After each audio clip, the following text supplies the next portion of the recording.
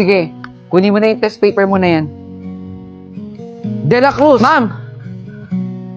Anong oras na? Late ka na naman. Sorry po, ma'am. Lagi na lang ba ganyan sa klase ko? De La Cruz, huwag mong ugaliin na lagi ka nalilate. Kasi malaking epekto yun sa attendance mo. Sana naiintindihan mo. Opo, ma'am, naiintindihan ko po. Sige na. Maupo ka na. Anyone, kung sinong pwedeng sumagot dito sa tanong na to. De La Cruz! Pakitapik nga si De La Cruz! De La Cruz, gumising ka. Kanina ka pa tinatawag ni ma'am. Ma'am, tulog ka ng tulog sa klase ko. Alam mo kung gusto mong matulog, tapusin mo muna yung klase ko, pumunta ka ng library mamaya. O sige, De La Cruz, stand up. Anong sagot dito? Remain standing, ha? Okay, sige. Fernando. Oh, congratulations, ha? Napakataas ang score mo. Pag-usayan mo yan, ha? De La Cruz. Ma'am? Ano ba nangyayari sa'yo, De La Cruz? Alam mo ba, anak ko, anong ginagawa niyo sa klase ko? Yun din na magiging resulta ng grades ninyo. Ang baba ng score mo.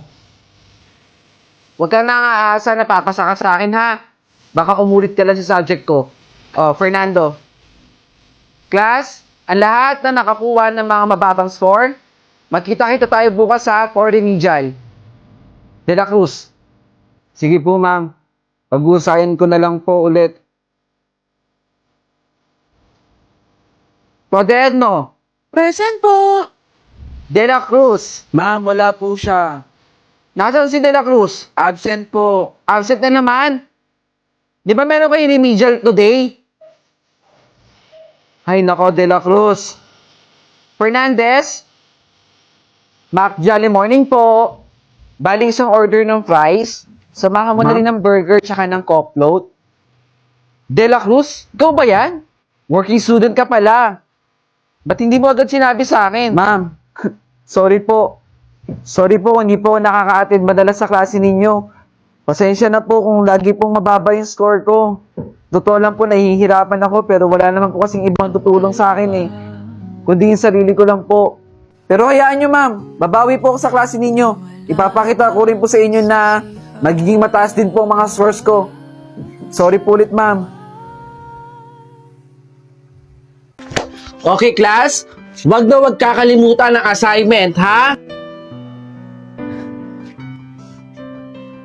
Bakit naman humingiti si Junior? Okay, sige, class. See you tomorrow. Ma'am! Ay, Diyos ko po! Junior! Ano bang ginagawa mo dito? Ikaw na lang estudyante, oh! Sabihin mo nga sa akin, ano bang kailangan mo, Junior? Bukod po doon sa pinapasabi ko, ma'am, meron po akong joke. Ay nako, Junior. Wala akong oras makipagbiruan, okay? Uuwi na ako. Wag mo lang ako susundan, ha? Junior, sinusundan mo na naman ako. Gusto ko lang po kasi tanungin ko, nabanggit yun na po ba sa mama ko? Nabanggit ko na nga sa mama mo. Sigurado naman ako hindi ka pagagalitan nun eh. Sigurado yun, ma'am, ha? Pasensya na po. Oo. Naiintindihan niya, Junior. Kaya huwag ka nang matakot. Maraming salamat po, ma'am. Okay, sige ha. Last na to. Huwag mo na ulit ako susundan. Opo. Bayad po. Uy! Mami! Uy! Ma'am! Ikaw ho pala yan. Saan ho kayo pupunta? Dyan lang ho kay Junior. O sige po, mag-ingat ho kayo ha. Salamat po. Kayo rin ho mag-ingat po kayo. Para na po. Junior, galing dito yung nanay mo Humihingi ako ng pasensya sa'yo. Kung nailigtas lang talaga kita noon, edi sana estudyante pa rin kita hanggang ngayon. Huwag ka mag-alala. Sinasabi ko lahat sa nanay mo, yung mga nais mong sabihin sa kanya. At alam ko, mahal na mahal ka ng nanay mo, Junior.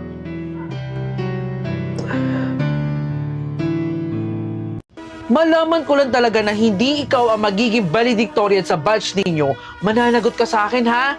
Ang laki-laki ng sakripisyo namin sa'yo. Hindi kami nagtatain ng pera para pag-aralin ka. Kaya mamaya, kapag nalaman ko na hindi pangalan ang tatawagin mo para sa valedictorian, humanda ka sa akin pag-uwi. Tandaan mo yan, ha? Ano pa tinutunga-tunga mo dyan?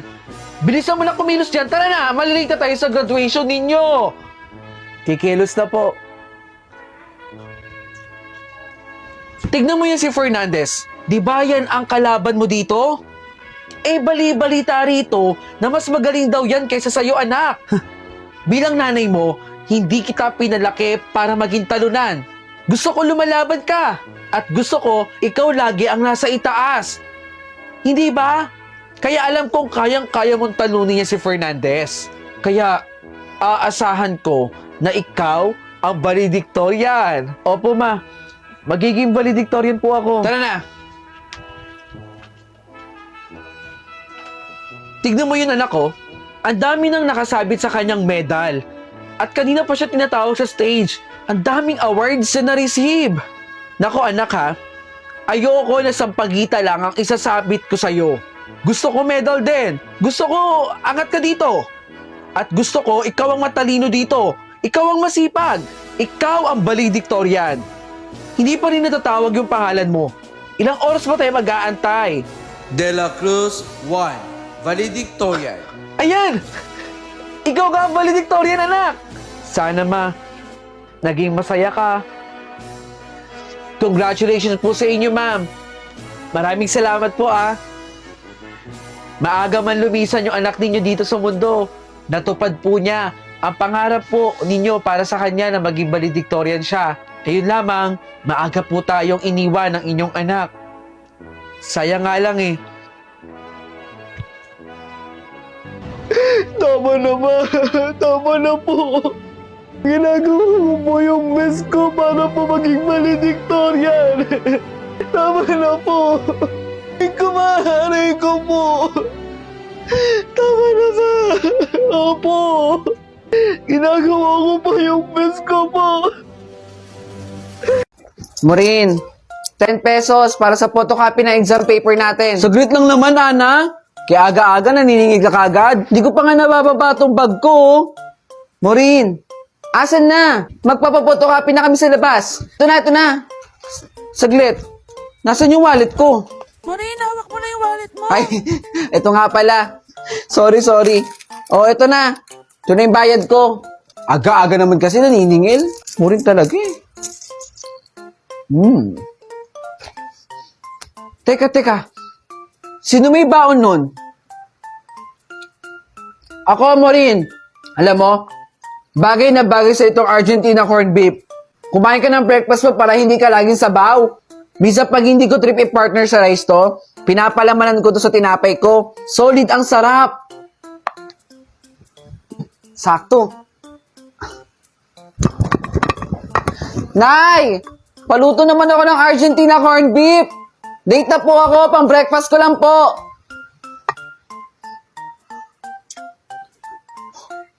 Taray mo rin ha. Sarap diba? Di ka nga nagkamali. Ang sarap. Lah, teka, ando na si ma'am. Tara.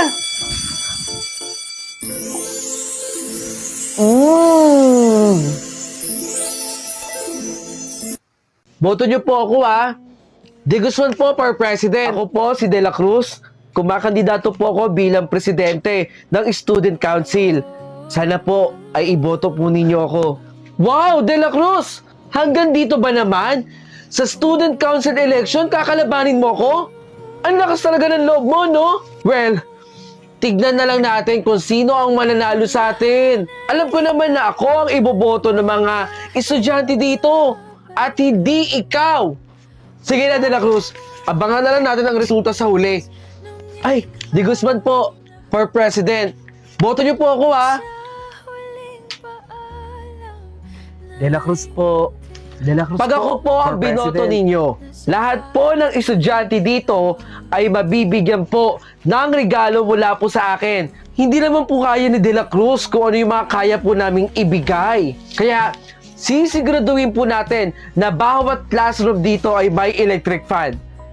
Isa po yan sa magiging project ni De Guzman. Kaya De La iboto Cruz niyo po ako bilang Pangulo.